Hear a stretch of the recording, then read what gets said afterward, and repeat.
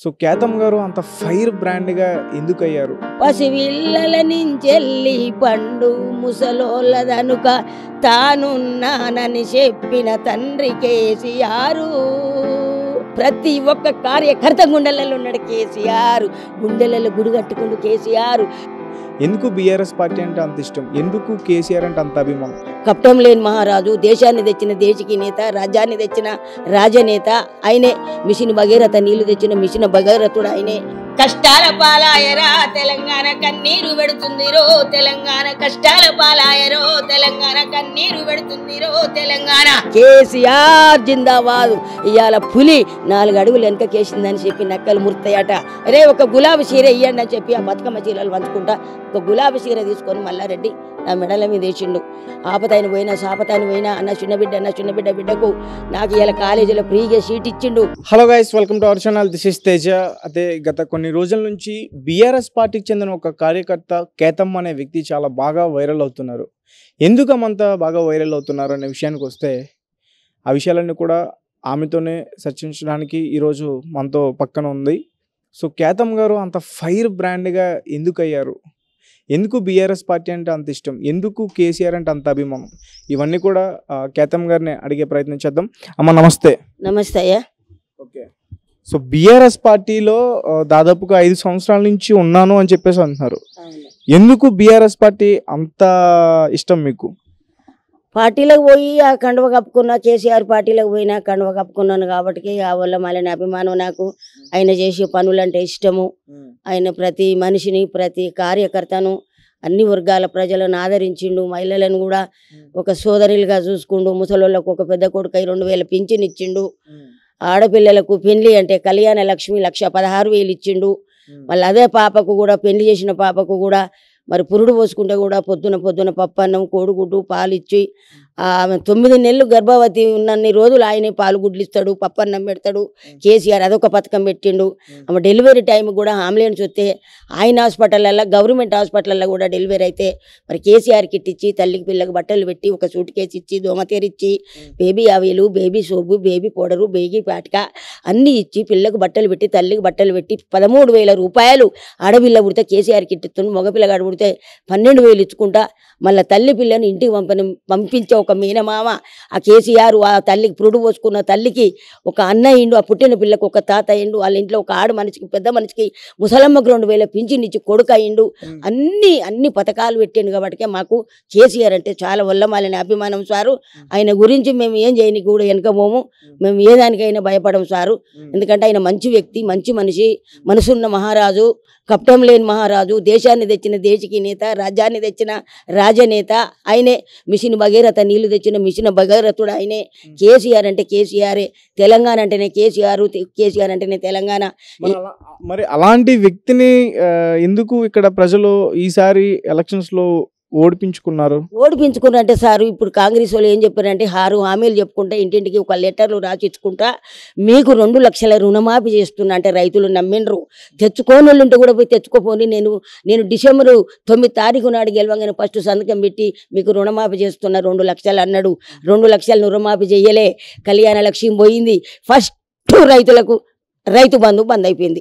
రైతు బంధు ఇస్తలేడు, ఎకరాన ఇస్తలేడు. ఇప్పుడు 2 ఎకరాలు ఉన్న వాళ్ళకు 3 ఎకరాలకు పడుతున్నాయని ఇప్పుడు అంటుండ్రు. ఈ 4 నెలల నుంచి రైతు బంధు ఇయ్యలే. రైతు చచ్చిపోతే కేసీఆర్ 5 లక్షల రైతు బీమా ఇచ్చిండు. వీళ్ళు రైతు బీమా ఇంకా పెట్టలే. రైతు బంధువు లేదు, కళ్యాణ లక్ష్మి లేదు. కళ్యాణ లక్ష్మి ఇంటికి ఇచ్చుకుంటా తులం బంగారం పెడుతున్నా అన్నది కాంగ్రెస్ ప్రభుత్వం. తులం బంగారం పోనీ కానీ అసలు కళ్యాణ లక్ష్మే లేదు ఇప్పటికీ సారు. మరి అన్ని చేసిండు. నంగంబళ్ళు, ఆశావరకళ్ళు, ఇలా తిరుపతి లెక్క యాదాద్రి కట్టించిండు. ఇలా రోజులు ఇవాళ కేసీఆర్ చేసిన పథకాలంటే ఒంటరి మహిళ, బీడీ కార్మికులు, కుర్మగొల్లోళ్లకు ఇంటికి 25,000 గొర్రెలు ఇచ్చిండు కేసీఆర్. ఎకరాను కాదు 5 ఎకరాలు 10 ఎకరాలకు ఉన్నోడు 1వ తారీఖు నుంచి 10 తారీఖు వరకల్లా రైతు బంధువు పడ్డది. ఇవాళ రైతుల పొలాలు ఎండిపోతున్నాయి సారు. బావులల్లో నీళ్లు లేవు సారు, చెర్లలో నీళ్లు లేవు సార్. నేను కొట్లాడేది నాకు ఏ పగలేదు. నాకు పార్టీలు అంటే రైతుల గురించే నాకు బాధ. నేను ఒక రైతన్న బిడ్డను, నేను రైతు ఇంట్లో పుట్టినా, నేను గౌడన్న బిడ్డను. నా భర్త 30 ఫీట్ల తాడెక్కిన ఎక్కి కళ్ళు గీస్తే నేను కళ్ళమ్మిన మహిళను, ఒక గౌడన్న నేను ఒక రైతు బిడ్డను, ఇన్న కూలి కన్న కూలి ఉప్పరి పని చేసి బతికినా, నేను నాటేస్తా, నారు తిన్నా, పొలం వేసినా, నాడు వంచినా, ఉరం పెట్టినా, ఒరిసేను కోసినా, ఒక పచ్చగలుపు తీసినా, మీద కట్టినా, ఒడ్లు పట్టినా, ఒడ్లు కూడా బండ్లలో పోసుకొని పోయి మేము బీటికి వేసుకుపోయి ఒడ్లు అమ్ముకొని అప్పులు కట్టిన వాళ్ళం. నేను చిన్ననాడు నుంచి ఒరిసేను కోసి నాటేసిన ఒక మహిళను. రైతు కష్టం తెలిసిందాన్ని, రైతింట్లో పుట్టిందాన్ని సార్ నేను. అందుకనే నేను రైతుల గురించి అయిన బాధ చేసేది చేయాలి. 6 పథకాలు పెట్టిండు కేసీఆర్. ఇవాళ కాంగ్రెస్ ప్రభుత్వం 6 పథకాలలో పెట్టి ఏం చేసిండు? ఒక బస్సుది ఒక్కటి నెరవేరుస్తుండు, బస్సు పెట్టిండు. ఇవాళ నీళ్లు లేవు, నీళ్లు లేక అగ్గిపులు వేస్తుండ్రు రైతులు పొలాలల్లా, వర్షేన్లల్లా పసలు మేపుతురు సార్, గొర్రెలు మేపుతురు సార్, రైతులు కంటినీరు పెడుతురు. రైతు ఏడ్చిన రాజ్యం, ఎద్దేడ్చిన వ్యవసాయం తెలంగాణ రాష్ట్రంలో బాగుపడదు సారు. రైతు ఏడ్చిన రాజ్యం, ఎద్దేడ్చిన వ్యవసాయం బాగుపడదు సార్. అందుకే నాకు కేసీఆర్ అంటే, తెలంగాణ రాష్ట్రం అంటే 5 సంవత్సరాల నుంచి అందులోనే నమ్ముకున్నా, నేను అందులోనే ఉన్నా సారు. వాళ్ళంటే నాకు ఇష్టం, వాళ్ళు పనులు చేస్తారు సార్.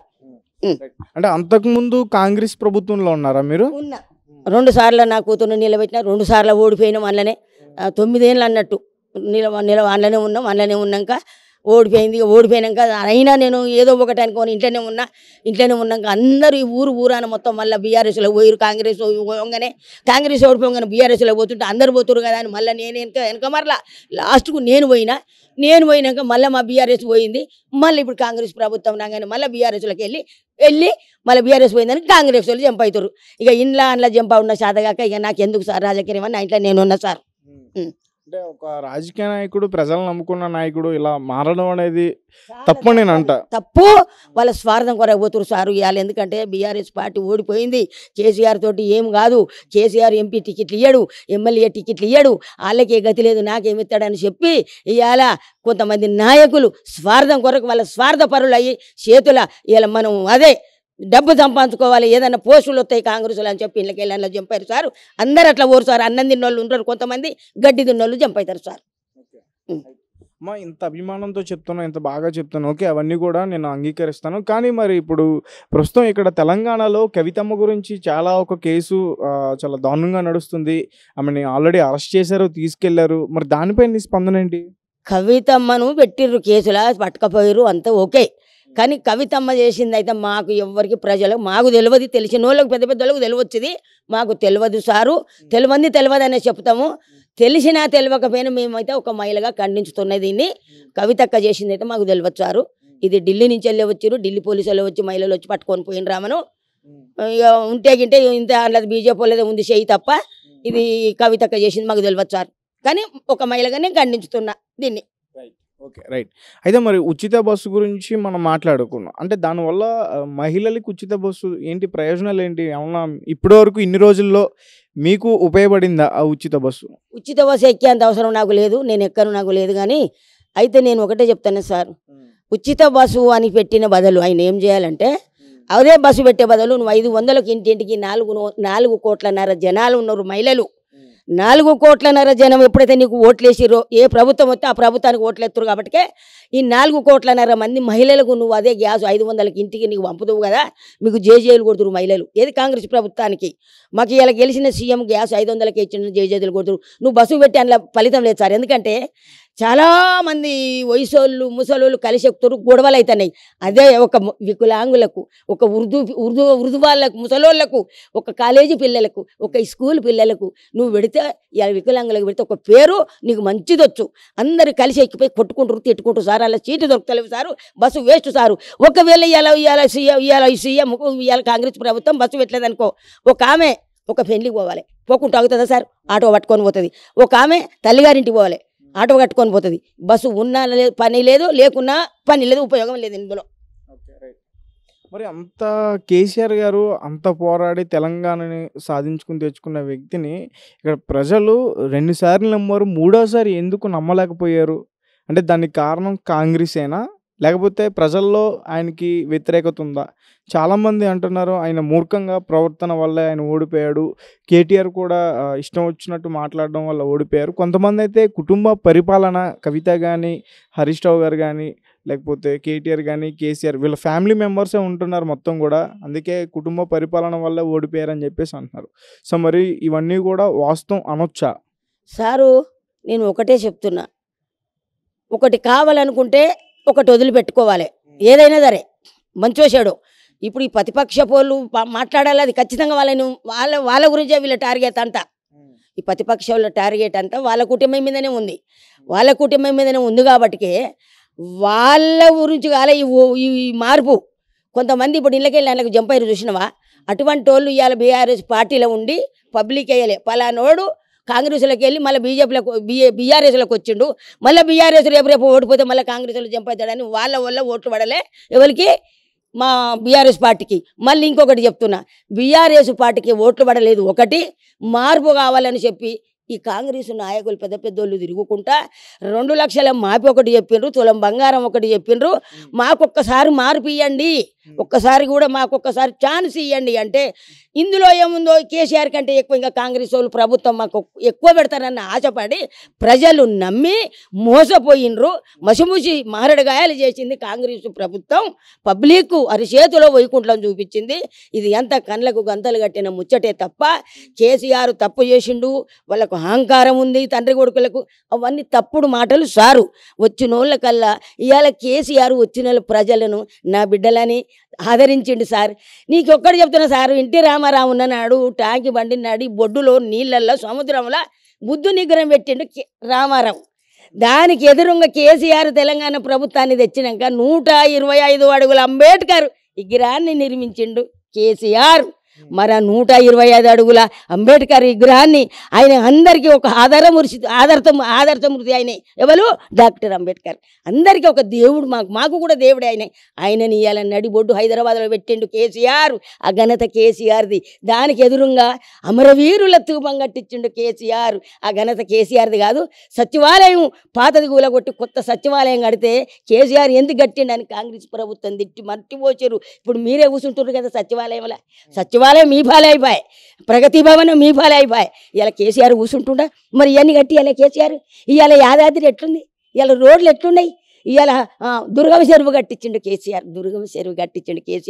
ప్రాజెక్టులు కట్టించిండు కేసీఆర్. ప్రాజెక్టులు ఎక్కడ చూసినా ప్రాజెక్టులు, ఆడ చూసినా తెలంగాణ రాష్ట్రం జేజేలు కొడుతుండు. ప్రతి ఒక్క కార్యకర్త గుండెలలో ఉన్నాడు కేసీఆర్. గుండెలలో గుడి కట్టుకుండు కేసీఆర్.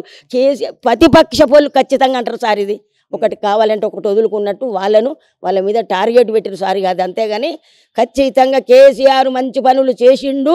కేసీఆర్ అంటే కేసీఆరే. అయితే మరి ఇప్పుడు ప్రజెంట్ ఉన్న ఈ కాంగ్రెస్ ముఖ్యమంత్రి రేవంత్ రెడ్డి గారి పరిపాలన ఇన్ని రోజులు మీకు ఎలా అనిపించింది?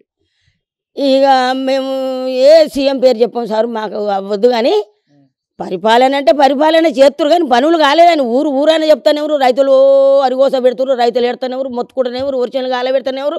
అది నేను చెప్పుడు నువ్వు చెప్పుడు కాదు, కళ్ళతోటి చూస్తానే ఉన్నాం.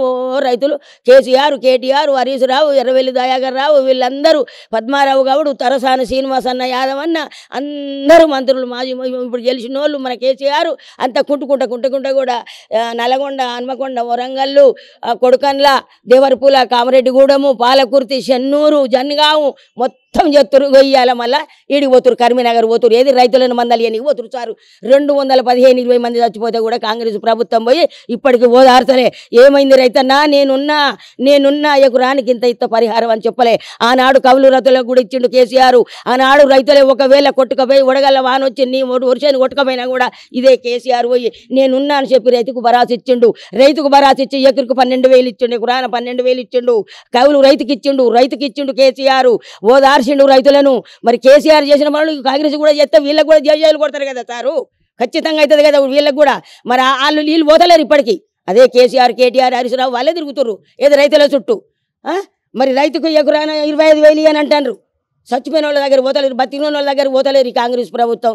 ఎప్పుడు చూడు ఆమెను జైలు పట్టియాలి, ఈయన ఎక్కడి కేసు, ఇక ఫోన్ నెంబర్లు వచ్చినాయి, కేటీఆర్ చేసిండు, ఇది చేసిండు, అది చేసిండు, అందులోకి వెళ్ళి ఇంట్లోకి ఇంకెంతమంది వస్తారో, ఇంకెంతమంది ఈ ఎమ్మెల్యేలను గుంజుకోవాలి. ఇక వీళ్ళ పని అంతా ఇక గదే ఉంది, వీళ్ళకి ఇదే పని తప్ప. ప్రజా పరిపాలన మానేసి కేసులు అయిపడుతున్నారు. నేను అనేది ఏంటి, ప్రజల గురించి పట్టించుకోండి. మీ ఆలోచన ప్రజల మీద పెట్టండి. రైతులను మందలియండి, సచ్చినోళ్ళను ఓదార్చండి. రైతుకి ఎంతమంది ఏమైందో, ఎట్లయిందో, నీకు ఎంత ఎగురాలు, ఎంత నష్టమైందో అవి చూడండి. రైతులకు తాగే నీళ్లు లేవు, సాగే నీళ్లు లేవు, కరెంటు కొరతలు, కరెంటు చక్కగొత్తలేదు, కాలిపోయిన మోటార్లు, పేలిపోయిన సాటర్లు, బద్దనెర్ర పట్టిన పొలాలు, బోర్లలో నీళ్లు నీళ్లు లేవు, 5 బోర్లు వేసుకుంటూ 5 లక్షలు అప్పు అయిందని చెప్పి రైతు పెన్లము, నా భర్త చచ్చిపోతుండు, నా భర్త ఇంద్రియం తాగుతుండు అని చెప్పి రైతు పెన్లాలు ఏడుతురు సార్. 5 బోర్లు ఎత్తే 5 లక్షలు అప్పు అయిందట. మరి రైతు ఎట్ట కట్టాలి 5 లక్షల అప్పు? చెప్పండి సార్. మరి ఇవన్నీ ఉన్నాయి. మరి కేసీఆర్ ఉన్నాడు, ఇవన్నీ ఎక్కడ పోయినాయి? ఆ నీళ్ళన్నీ ఎక్కడ పోయి? ఆ సముద్రం ఎక్కడ పోయి? చెర్లలో నీళ్ళు ఎక్కడ పోయి? పొలాలలో నీళ్ళు ఎక్కడ పోయి? ఇలా బద్దనెర్ర పడితే అగ్గిపుల్ల గీకెత్తురు. నేను పుట్టి ఇప్పుడు 70 ఏళ్ళు ఉన్న సారు వరిసేన్లు కాలబెట్టంగా నేను చూడలే సార్. నేను అదేం చూడలే. వరిసేన్లు మొత్తం కాలబెడుతురు, మిగిలినవి ఉంటే పసల మేపుతారు, గొర్రెల మేపుతారు. అంటే ఇప్పుడు తెలంగాణ వచ్చిన తర్వాత కాకుండా ఇంతకుముందు ఉమ్మడి ఆంధ్రప్రదేశ్ ఉన్నప్పుడు బాగుందా, తెలంగాణ విడిపోయిన తర్వాత బాగుందా? ఆంధ్ర తెలంగాణ అన్నప్పుడు మాకు ఇంత రాజకీయం అంత అనుభవం లేదు సార్. నాకు లేదు. నేను ఇంకే పార్టీలకు పోలేదు. ఆంధ్ర అలాగే కావాలి, తెలంగాణ అలాగే కావాలని చెప్పి పాపం కొట్లాడిండు కేసీఆర్. కొట్లాడిండు ఒక్కడిగా కొట్లాడితే ఇప్పుడు నీలాంటోడు పడుచు పిల్లగాళ్ళు కూడా కేసీఆర్ అంటే నిజంగా కేసీఆర్ మా గురించి కొట్లాడుతాడు, ప్రత్యేక తెలంగాణ కావాలని చెప్పి కేసీఆర్ కొట్లాడుతాడు అని చెప్పి జనం వెంటబడ్డరు, పొంగ పిల్లలు ఎంత వెంటబడ్డరు. పోరాడిండు కేసీఆర్, పోరు చేసిండు కేసీఆర్, కొట్లాడి తెచ్చిండు కేసీఆర్. ఈ 1200 మంది కూడా బలిదానం అయిపోయారు. ఈ భారతమాత ఒడిలో కళ్ళు మూసిర్రు. 1200 మంది అమరవీరులకు ప్యాన త్యాగం చేశారు. మరి అమరవీరులు 1200 మంది పోయినరు. మరి అది ఉట్టికపోతుందా? ఆ త్యాగం ఉట్టికపోతుందా? 1200 మందిని 60 మళ్ళీ కేసీఆర్ జైలుకు పోయిండు. జై తెలంగాణ జై అంటే జైలుకు పట్టుకపోయి జైల్లో కొట్టిరు. లాఠీ దెబ్బలు తండ్రి కొడుకుల కేసీఆర్ కేటీఆర్ లాఠీ దెబ్బలు తిన్నారు, చిప్పకూడు తిన్నారు, లాఠీ దెబ్బలు కొట్టిర్రు. జై తెలంగాణ అని చెప్పి నినాదాలు చేసిండ్రు. మరి ఆనాడు కాంగ్రెస్ ప్రభుత్వం పోయి జై తెలంగాణ అని జెండా లేపినరా? బీజేపీ వాళ్ళు పోయి జై తెలంగాణ అని జెండా లేపి. కాంగ్రెస్ ప్రభుత్వం ఉన్నప్పుడే కదా మీకు తెలంగాణ రాష్ట్రం దక్కింది. ఈ కేసీఆర్ చేసిన నినాదాలు, ఆయన చేసిన ఒక ఉద్యమం, ఆయన చేసిన నిరార దీక్ష, ఆయన మంచిలు పుట్టలే, ఆయన అన్నం తినలే, ఆయన నీళ్లు తాగలే, నిప్పులు తాగలే, ఆఖరికి చచ్చిపోతుండని చెప్పి హాస్పిటల్ వేసారు కేసీఆర్ను. హాస్పిటల్ వేసినాక సోనియా గాంధీ మేడం అప్పుడు దయ తలిసి మాకు తెలంగాణ రాష్ట్రం ఇచ్చింది కేసీఆర్కు. ఇంత బక్కటోడు కేసీఆర్ తెస్తాడా తెలంగాణ అన్నారు. తెచ్చిండు తెలంగాణ. ప్రమాణ స్వీకారంలో నువ్వేం చేస్తావని అడిగిండు. నేను రైతును రాజును చేస్తున్నా అన్నాడు. రైతులకు రాజు బిరుదు ఇచ్చిందే ఇవాళ మా కేసీఆర్. రైతులను రాజులు చేసిండు మా కేసీఆర్. ఇవాళ కేసీఆర్ జిందాబాదు. ఇవాళ పులి 4 అడుగులు వెనకకేసిందని చెప్పి నక్కలు ముర్తాయట. కానీ వెనకకేసిన పులి ముందుకు ఇంకా 10 అడుగులు ఎత్తదన్న సంగతి ఈ నక్కలకు తెలియదు. అయితే మల్లన్న మీకు ఎట్లా అమ్మ, మల్లన్నతో ఏమన్నా పరిచయం ఉందా మీకు? బాగా ఏం లేదు. ఈ టీఆర్ఎస్ పార్టీలకు కూడా నేను సామాన్యంగా పోలేదు. ఇక అందరూ నేను చెప్పినగా కాంగ్రెస్ ఓడిపోగానే మళ్ళీ టీఆర్ఎస్లో చంపారు పెద్ద పెద్ద లీడర్లు. ఇవులే అందరు పోయినా కూడా మేము ఇంట్లోనే ఉన్నాక ఇక్కడ ఒక కార్పొరేటరు మా అమ్మాయికి చెల్లె ఒక 4 కావాలి, 10 మంది కావాలి మహిళలను అడుగుతారు కదా, అట్లా పరిచయం అయింది నా బిడ్డ. అయిపోయినాక అన్న మరి నేను కూడా చెల్లె రారాదరా పార్టీల కంటే ఏమో అన్న అందరు పోయిర్రు, మమ్మల్ని ఎవరు రమ్మని లేదు, ఎట్లా పోవాలన్నట్టుగా మేము అనుకుంటే నా కూతురు తీసుకుపోయి మల్లారెడ్డి ఇంటికి తీసుకుపోయి కండువ కప్పిపించిండి. అయిపోయింది. ఆమె పోయినాక 4-5 నెలలకు అప్పటిదానికి ఇంకా నేను పోలే. ఇప్పుడు ఒక నాయకుడు ఉంటే నాయకుడితో పోతా, ఎవరు లేరు కదా నేను నా ఇంట్లో నేను ఉన్నాక అప్పుడే మాకు బతుకమ్మ పండుగ వచ్చింది. బతుకమ్మ చీరలు పంచుతుర్రు. బతుకమ్మ చీరలు ఇదే ఊర్లో పంచుతుంటే నేను కూడా పోయినాక ఒక ఆమె నా ఫ్రెండ్ అని ఉంది. ఆమె ఏం చెప్పిందంటే, అయ్యో నన్ను పరిచయం చేయరాదబ్బా మల్లారెడ్డి కానీ నేనే అనగానే, సారు నేను గెలిచినప్పుడే గెలిచింది నా ఫ్రెండ్, ఈమె చాలా గట్టిగా మనిషి, బాగా మాట్లాడుతుంది, మంచి సార్ అని చెప్పి నా ఫ్రెండ్ శోభారెడ్డి అని ఉంది. ఆమె పరిచయం చేసింది. అబద్ధం ఆమె పరిచయం చేయగానే మల్లారెడ్డి ఏం చేసిండు, అయ్యో కండువ లేదు కదా, కట్టు బొట్టు వేష భాష తెలంగాణ బిడ్డ ఎంత బాగుంది, ఈమె ఏం పేరు అంటే కేతమ్మని. అక్క ఎంత బాగున్నావు అక్క, నీ వేషం భాష నీ ఒక తెలంగాణ నిజంగా ఉర్తిపడే విధంగా ఉన్నావు అక్క, నువ్వు ఒక దేవత అమ్మవారు లెక్క ఉన్నావని చెప్పి, అరే ఒక గులాబీ చీర ఇవ్వండి అని చెప్పి ఆ బతుకమ్మ చీరలు పంచుకుంటా ఒక గులాబీ చీర తీసుకొని మల్లారెడ్డి నా మెడల మీద వేసిండు. అప్పుడు మెడల మీద వేసిన మల్లారెడ్డిని నేను ఇప్పటికి ఇడవలే. మంచి కాడికే పోతా, చెడు కాడికే పోతా, నేను రాఖీ కడతా. 3 ఏళ్ళు 4 ఏళ్ళు రాఖీలు కట్టితే నాకు చీరలు పెట్టిండు. ఆపతాయిన పోయినా సాపతాయిన పోయినా నా చిన్న బిడ్డకు నాకు ఇలా కాలేజీలో ఫ్రీగా సీట్ ఇచ్చిండు. అందుకే నాకు మల్లారెడ్డి ఇష్టం. నా భర్త కూడా పక్షవాతం వచ్చి చచ్చిపోయేటోడు బతికిండు. ఆయన హాస్పిటల్లో 15 రోజులు వేసుకొని 15 రోజులు ఉంటే ఉట్టిగా ₹1 తీసుకోకుండా మాకు ప్రత్యేకంగా రూమ్ ఇచ్చిండు, బెడ్డు గుడ్డు.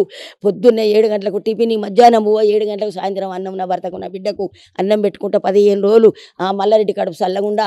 నిజంగా మల్లారెడ్డి అంటే మాకైతే మల్లారెడ్డి దేవుడు. మల్లారెడ్డి మళ్ళీ ఇదే చిన్న పిల్లగాడు నాకు మునిమనవాడు పుట్టిండు మనవరాలకు ఆ పిల్లగానికి గుండెకు హోళ్ళు వచ్చిందంటే మల్లారెడ్డి హాస్పిటల్నే బాబు బతికిండు నా భర్త బతికిండు కాలేజీలో సీటు ఇచ్చిండు ఇంతకంటే నాకు ఏం కావాలి సారు మా జన్మ ధన్యమైంది మా మల్లారెడ్డికి నిజంగా చెయ్యెత్తి మొక్కుతున్న నా అన్నకు జీవితాంతం వాళ్ళ కుటుంబాలకు వాళ్ళ కుటుంబ సభ్యులకు వాళ్లకు రుణపాటు ఉంటే ఆ కుటుంబం చల్లగా బతకాలి సారు. మరి అలాంటి వ్యక్తి ఈ మధ్య కాలంలో బయట కొన్ని వార్తలు వినిపిస్తున్నాయి, కాంగ్రెస్లోకి జంప్ అయిపోతున్నాడు, కాంగ్రెస్లోకి వచ్చేస్తున్నాడు అని చెప్పేసి. ఒకవేళ మల్లారెడ్డి కనుక అలాంటి డెసిషన్ తీసుకుంటే మీరు బీఆర్ఎస్లోనే ఉంటారా, కాంగ్రెస్ వైపు వచ్చేస్తారా? అది తర్వాత విషయం సార్, ఇక తర్వాత విషయం. కానీ మల్లారెడ్డి ఓడు సారు, పోడు 100% ఓడు. మల్లారెడ్డి ఓడుగా ఇందులోనే ఉంటాడు. అమ్మా, ఇంతమంది పెద్ద వ్యక్తులు తెలుసు అంటున్నావు, నువ్వు చూస్తుంటే ఒక చిన్న ఇంట్లో ఉన్నావు, ఇది కూడా సొంత ఇల్లేనా కాదమ్మా? కూతురు పెద్ద కూతురు భర్త చచ్చిపోయిందని పెద్ద మా భర్త చచ్చిపోయిందని ఆమెకు 200 గదాలు ఏమో 200 గదాలు ఇచ్చిన సారు. 200 గదాలు ఆమె కొనుక్కుంది సారు. మొగడు ఉన్నాడే కొనుక్కుండు, భర్త చచ్చిపోయిండు. ఇక సరే అని చిన్న భర్తకు పక్షవాతం వస్తే నా చిన్న కూతురు దగ్గర ఉంటాడు సార్, నేను నా పెద్ద కూతురు దగ్గర ఉంటాను సార్, అంతే. అదే రూమ్ సారు. ఇవాళ కాదు నువ్వు ఊరు మొత్తం ఎంక్వైరీ చేయండి సార్. 37 ఏళ్ళు, ఇంకొక 2 ఏళ్ళు 3 ఏళ్ళు అయితే 40 సంవత్సరాలు ఇక్కడికి వచ్చి 40 ఏళ్ళ నుంచి ఇదే రేకులు ఇల్లు సార్, అప్పుడు కట్టిన ఇల్లే సార్ ఇదిగా. అదే నాకు దేవాలయం. ఇంత బాగా మాట్లాడుతున్నా కదా, నాయకుల నుంచి నీకు ఎలాంటి సహాయ సహకారాలు ఏం లేవా సార్? ఇవ్వలేమి ఇవ్వలే, నేను చెయ్యి చాపాడుగాను కదా సారు. నువ్వు అన్నట్టు ఎరకలేని వాళ్ళు అంటారు ఆమెకి ఏం తక్కువ అని చెప్పేటోళ్ళు కూడా ఉన్నారు సారు. పెట్టేటోళ్ళు పెడదామంటే కూడా పెట్టనీయని వాళ్ళు కూడా చాలా మంది ఉన్నారు కదా సారు. అలా పెద్ద నాయకులు ఉన్నారు కదా, చాలా పెద్దోళ్ళు ఉన్నారు. చాలా ఒక్కొక్క రోజు కూడా ఎప్పుడు నోరు తెరిచి అడగలే, నేను ఎవరిని అడగలేదు సార్. ఎప్పుడు వాళ్ళని ఒక 50,000 ఇవ్వండి అని నేను అడగలేదు సార్.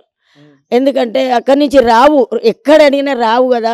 అడిగి నా నోరు చెడగొట్టుకోవాలి ఎందుకని చెప్పి ఏదో ఛాయ నీళ్ళు ఛాయ బిడ్డ తినుకుంటున్నాం, ఉన్న నాడు తింటాం. నా భర్త నేను లేనాడు, వంట ఉన్న చిన్న కూతురు మా పెద్ద కూతురు ఆ టైంకో ఈ టైంకో పెడతానే ఉంటారు సార్. అయితే మీది ఎక్కడ, సొంతూరు ఎక్కడ మీది?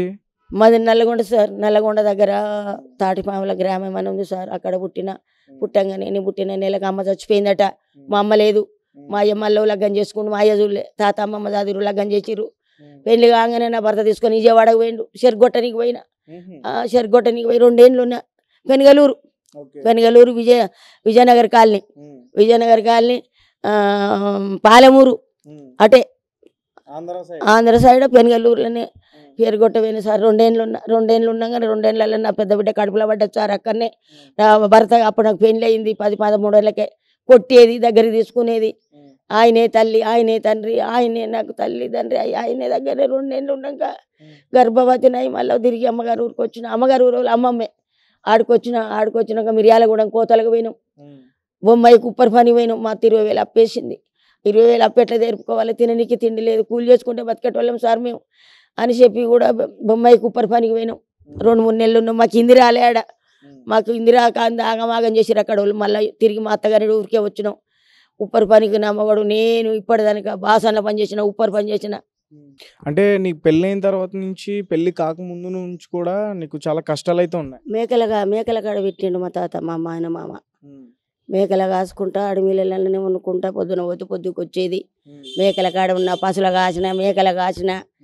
ఇక ఒకవేళ మేకలైనా అమ్మే వరకు నేను 13 ఏళ్ళ బిడ్డనైనా ఇక అప్పుడు నన్ను పెళ్లి చేసిరు. ఏం గతి లేనోనికి ఇచ్చిర్రు. ఎటు కూడా ఇక మా అమ్మ లేదు కదా సారు, సాదిరు ఏదో ఇక పోనీ ఎట్టాటోనికి అట్టాటోనికి ఇస్తే నన్ను పెళ్లి చేసినాక 2-3 ఏళ్ళు కూడా జీతానికే పోయేది. కొమ్మటోళ్ళకు జీతం ఉండు, నా భర్త జీవితం ఉండు. ఆయన జీతం తెచ్చేది, అప్పులు, మా అత్త కళ్ళు అమ్మేది, నేను నా ఆడబిడ్డ ఇన్న కూలి, కన్న కూలి, కల్వ, కొయ్య, పల్లికాయ, వీకాయ కూలి చేసిన కడుపుకు.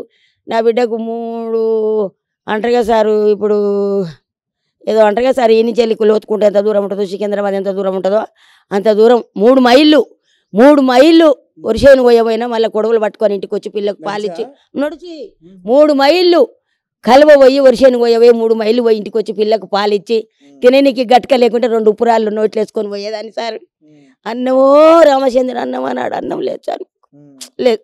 చాలా కష్టపడ్డా. హైదరాబాద్కి వచ్చి కూడా ఇలా ఇట్లా ఉన్నానంటే కూడా చాలా ఇబ్బందుల పాలైనా, చాలా చేసిన, మున్సిపాలిటీ డ్యూటీ చేసిన, రోడ్డు ఊడ్చిన. ఈడ కూడా ఈ నుంచి మారడు వెళ్ళికి బాసనలో కొలువు పోయినా సారు. 10 ఏళ్ళు బాసనలో కొలువు చేసిన. ఉప్పరి పని నా భర్త, నేను ఉప్పరి పని ఇది కట్టుకుంది కూడా నా భర్త నేనే. చాలా కష్టపడ్డాం సార్. నీళ్లు లేవు, నిధులు లేవు, ఈడ గుడిసెలు, చీపురి గొయ్యల కంచె, శిల్పాల చెట్లు, ఇదంతా. ఇలా మల్లారెడ్డి గెలిచినాక ఈ మల్లారెడ్డి ఈ రోడ్డు కూడా మల్లారెడ్డి వేసిందే సార్. ఆనాడు బాలాజీ నగర్ అంటే 4 గుడిసెల బాలాజీ నగరే. ఇవాళ మల్లారెడ్డి గెలిచి మళ్ళీ అయినాక ఇక్కడ మంత్రి మల్లారెడ్డి చేసిన పనులే ఉన్నాయి. 200 కోట్లు తెచ్చిన ఘనత మల్లారెడ్డిది. గల్లి గల్లికి రోడ్డు, ఇంటింటికి నల్ల. ఇవాళ ప్రతి ఒక్క మహిళ ఇంట్లో పెళ్ళైతే కళ్యాణ లక్ష్మి మల్లారెడ్డి ప్రతి పని చేసిండంటే ఇవాళ మాకు మంత్రి మల్లారెడ్డి చేసిండు సార్. ఇక్కడ మాకు ఏ లీడర్ చేయలే సార్, ఇక్కడ చేయలే. సో అంటే మొత్తానికి చాలా కష్టపడ్డారు. కానీ ఇప్పుడు కూడా ఒక మంచి బయట మీకు మంచి పేరున్న ఒక కార్యకర్తగా, అంటే సాధారణంగా ప్రజల్ని ఎమ్మెల్యేలు ఎంపీలు కలవడం అంటే అది సాధ్యం కాని పని. ఎప్పుడో ఒకసారి ఏదైనా మీటింగ్ వస్తే కలుస్తారు. అయినా మీరు కలవాలనుకుంటే వెంటనే కలవచ్చు. అయినా కూడా వాళ్ళ దగ్గర వాళ్ళు ఎవరు నన్ను పిలుస్తలేరు సారు. నన్ను ఎవరు రమ్మనరు, నన్ను ఎవరు పిలవరు. ఏం పిలిచినా మల్లారెడ్డి పిలుస్తాడు. ఎప్పుడన్నా ఒకసారి చూడాలనిపించి మా ఆయన గొంతు తినాలని నేను ఎప్పుడన్నా ఎందుకంటే ఆయనకు ఎన్నో ఉంటాయి కదా పనులు సారు. పెద్ద మనుషులు వాళ్ళు, చాలా పెద్దోళ్ళు. ఎప్పుడన్నా ఒకసారి నేను ఫోన్ చేసి సారు నమస్తే అంటే నమస్తే అమ్మా అంటాడు, చెప్పమ్మా అంటాడు. ఏం లేదు సార్ అంట. ఒకవేళ ఏదైనా పని ఉంటే కేతకా రేపు తయారయ్యారా మీటింగ్ ఉంది అంటాడు. ఇక మల్లారెడ్డికి తప్పించి నన్ను ఎవరు పిలువరు సారు. ఎవరు పిలువరు. మల్లారెడ్డి తోట తిరుగుతాం. మల్లారెడ్డికి ఇది మాట్లాడంటే ఇటు పోదామంటే ఇటు పోదాం, మీటింగ్ గిడ మాట్లాడాలంటే మాట్లాడడం వల్ల ఉద్దాడ కూర్చోమంటే కూర్చుంటా. మల్లారెడ్డి అడుగుదాడాలని నేను అడుగుతున్నాను. నేను మల్లారెడ్డి అక్క అంటే అక్కే, మల్లారెడ్డి చెల్లి అంటారు నన్ను అందరూ, ఆయన నన్ను అన్న అంటారు. సరే ఏనాటి అనుబంధమో మేము రుణపడి ఉంటాం. నా కుటుంబం నేను రుణపడి ఉంటాం మల్లారెడ్డికి. ఆయన కూడా చాలా కష్టపడి వచ్చాడు కదా, పాలమ్మాడు, పూలమ్మిండు, బోర్వేలు నడిపించిండు, చిట్టు పని నడిపించిండు, స్కూళ్ళు పెట్టిండు, కాలేజీలు పెట్టిండు. కష్టపడి పైకి వచ్చిండు. ఆయన కష్టపడి పైకి వచ్చినా కూడా ఆయన మీదనే ఏడుపు. సరే గీతమ్మ, మొత్తానికి నీతో మాట్లాడడం చాలా హ్యాపీ అనిపించింది. చాలా కష్టపడ్డారు మీరు. ఈరోజు అంటే మీ కష్టాన్ని నమ్ముకుని మీరు బ్రతుకుతున్నారు. ఇప్పటికి కూడా ఎంత మంచి పేరున్నా కానీ ఎవరిని కూడా చేసి సహాయం అడగట్లా. సెకండ్ మీద నుంచి కూడా ఇలాగే ఉంటారు. ఇలాగే ఉంటా. ఇక ఇప్పుడు ఈ ఊళ్ళో కుతాటి సీను అని ఉన్నాడు. కుతాటి scene Srikanth.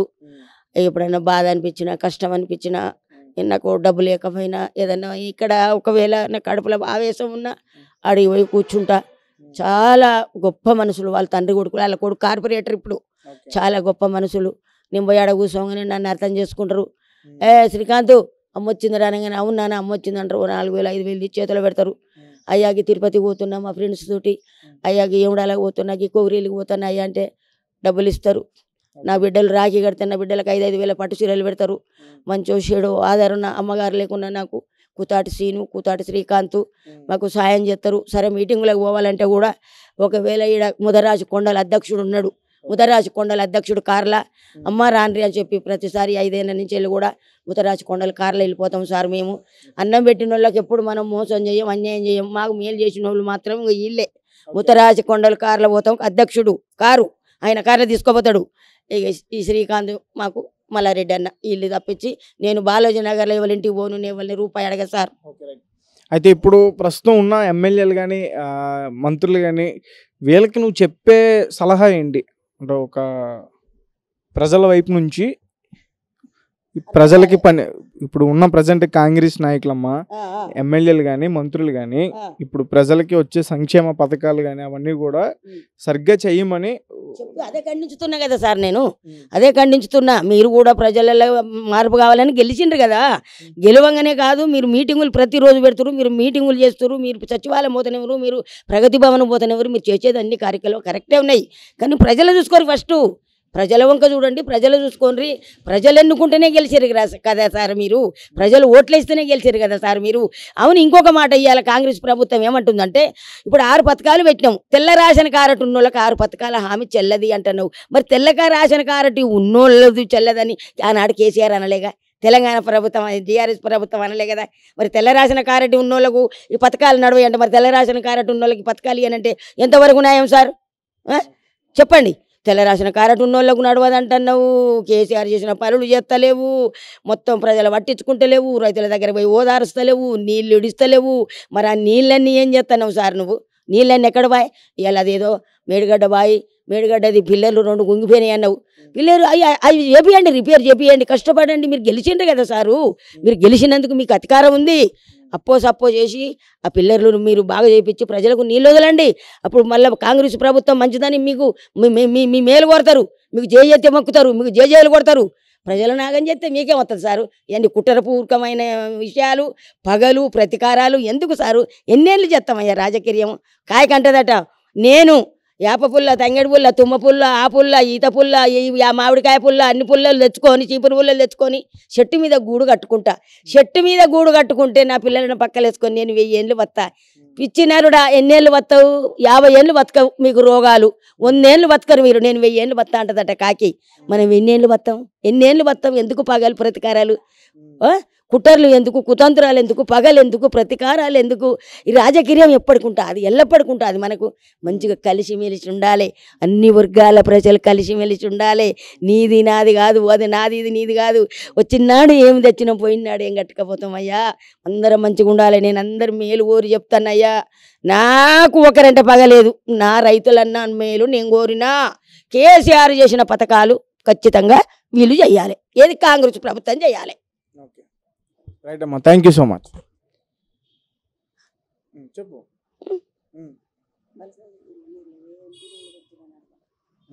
Right, okay, repeat. Malkajgiri. అయితే మరి ఈసారి మల్కాజ్గిరి నుంచి ఎవరు నిలబడుతున్నారు బీఆర్ఎస్ పార్టీకి? మల్కాజ్గిరి నుంచి వెళ్ళి కాంగ్రెస్ ప్రభుత్వంలో సునీత రెడ్డిని నిలబెడుతుర్రు. బీజేపీ నుంచి విఠల్ రాజేందర్ని నిలబెడుతుర్రు. బీఆర్ఎస్ పార్టీ నుంచి ఈ లక్ష్మారెడ్డిని నిలబెడుతుర్రు. అర్థమైందా సార్? మరి సునీత రెడ్డి, విఠల్ రాజేంద్ర గారు ఈ లోకలోళ్ళు గారు, వాళ్ళు లోకలోళ్ళు గారు, ఇక్కడ తిరిగారు, ఇక్కడ చేసిన వాళ్ళు గారు. మరి ఈయనే రాగిడి లక్ష్మారెడ్డికి ఆయనకు ఒక 30 ఏళ్ళ అనుభవం ఉంది, రాజకీయం చేసిండు. తన కొడుకు కూడా చనిపోయిండు. ఆయన పుట్టెడు దుఃఖంతో ఉన్నాడు. అయినా కూడా పుట్టెడు దుఃఖం పక్కకు పెట్టిండు. ఆయన 30 ఏళ్ళు ఇవాళ ప్రభుత్వం, ఏ ప్రభుత్వం అనగానే రాజకీయం అనుభవం ఉందని కేసీఆర్ పిలిచి టికెట్ ఇచ్చిండు. టికెట్ ఇస్తే ఇవాళ మల్కాజ్గిరి నియోజకవర్గానికి కేసీఆర్ నిలబెట్టిన మనిషి రాగిడి లక్ష్మారెడ్డిని కష్టపడతాం మేము, బాధలు పడైన ధర ఆయనను ఎక్కువ ఓట్ల మెజారిటీతోటి ఎంపీగా గెలిపించుకుంటాం. 17 మందిని నిలబెట్టిండు బీఆర్ఎస్ పార్టీకి. 17 మందికి ఈ ప్రజలకు మొత్తం నేను 50 ఎత్తు చెప్తున్నా, ఇంట్లో ఇవ్వాలి మీరు చేయాలి. మొత్తం తెలంగాణ రాష్ట్రం 50 ఎత్తు రైతన్నలకు నమస్తే పాదాపి వందనాలు చేస్తున్న రైతన్నలాల జై తెలంగాణ. మీరు ఖచ్చితంగా లక్ష్మారెడ్డికి మీరు ఓట్లు వేయాలి. కారు గుర్తుకు వేయండి.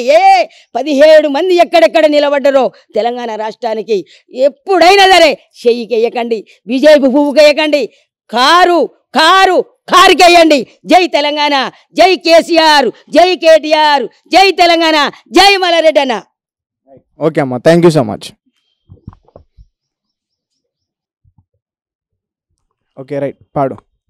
మనసు గల్ల మహారాజు కేసీఆర్ సారు, మనసు గల్ల మహారాజు కేసీఆర్ సారు, మళ్ళీ గెలువాలే తెలంగాణ సరుకారు, మళ్ళీ గెలువాలే తెలంగాణ సరుకారు.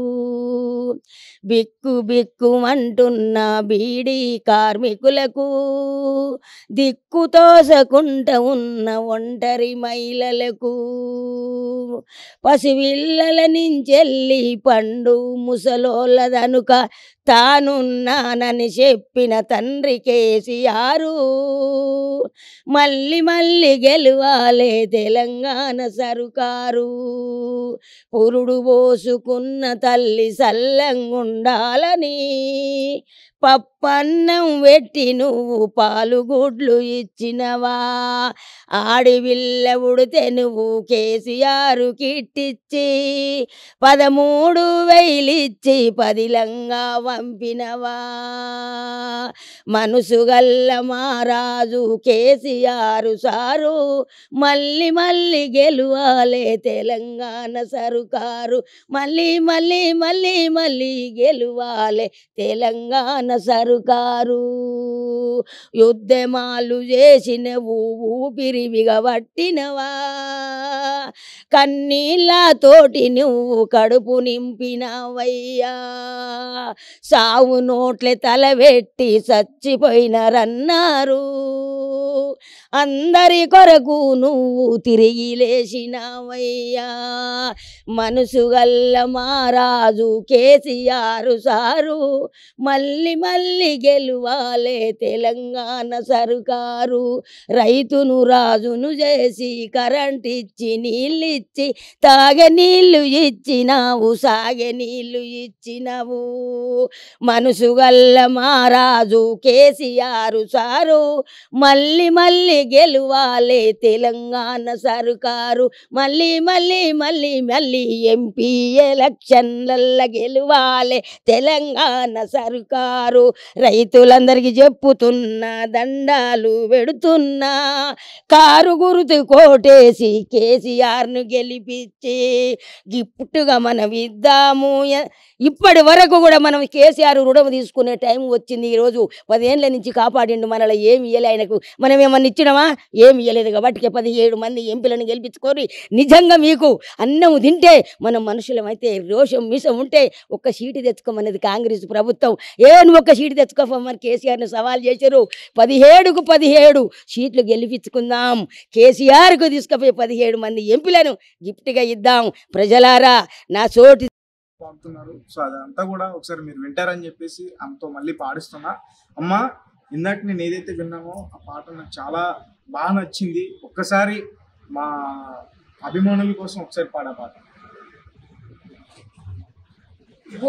కాలు గజ్జలు కట్టి గోసి గొంగడు పెట్టి డప్పు సంకానేసి ఊరు ఊరు తిరిగి పోరు బాటలు చెత్తే చల్. ఎవడి పాలయ్యిందిరా తెలంగాణ, ఎవడేలుతున్నాడు రో తెలంగాణ. ఎవడి పాలయ్యిందిరో తెలంగాణ, ఎవడేలుతున్నాడు రో తెలంగాణ. కష్టాల పాలాయరా తెలంగాణ, కన్నీరు పెడుతుంది రో తెలంగాణ. కష్టాల పాలాయరో తెలంగాణ, కన్నీరు పెడుతుంది రో తెలంగాణ. చల్. గోచి గొంగాడేసి డప్పు సంకానేసి కాలు గజ్జలు కట్టి ఊరు ఊరు తిరిగి పోరు బాటలు చెత్తే నల్లగొండాలే నొల్లు పుట్టినది, సూరపేటలోనే చిచ్చు పుట్టినది. చల్. ఎవడి పాలయ్యిందిరా తెలంగాణ, ఎవడేలుతున్నాడు రో తెలంగాణ. దొరల పాలయ్యిందిరా తెలంగాణ, దోపీడు పాలాయరో తెలంగాణ. ఊరు ఊరు తిరిగి పోరు బాటలు చెత్త చల్. ఎవడి పాలయ్యిందిరా తెలంగాణ, ఎవడేలుతున్నాడు రో తెలంగాణ. ఎవడి పాలయ్యిందిరో తెలంగాణ, కన్నీడు పెడుతుందిరా తెలంగాణ. కష్టాల పాలాయరా తెలంగాణ, అడవి పాలైపాయరా తెలంగాణ. అన్యాయమైపాయరా తెలంగాణ. రైతుల నోళ్ళ మట్టి కొడుతున్నారు, పొలాలు ఎండిన, వరుషన్లు లేవాయ, ఒడ్లు చేతికి రవాయ. రైతులందరూ గాడి అప్పుల పాలాయ, ఆత్మహత్యాలాయ. చల్. ఎవడి పాలయ్యిందిరా తెలంగాణ, ఎవడేలుతున్నాడు రో తెలంగాణ. ఎవడి పాలయ్యిందిరో తెలంగాణ. గోసి గొంగాడేసి డప్పు సంకానేసి కాలు గజ్జలు కట్టి ఊరు ఊరు తిరిగి పోరు బాటలు చెత్తే ఎవడి పాలయ్యిందిరా తెలంగాణ, ఎవడేలుతున్నాడు రో తెలంగాణ. ఎవడి పాలయ్యిందిరా తెలంగాణ, ఎవడేలుతున్నాడు రో తెలంగాణ. ఓకే, సో చూసారు కదా, చాలా అద్భుతంగా పాడారు. సో ఈ వీడియో కనుక మీకు నచ్చితే ఖచ్చితంగా లైక్ చేయండి, షేర్ చేయండి, సబ్స్క్రైబ్ చేయండి. Thank you for watching. Thank you so much.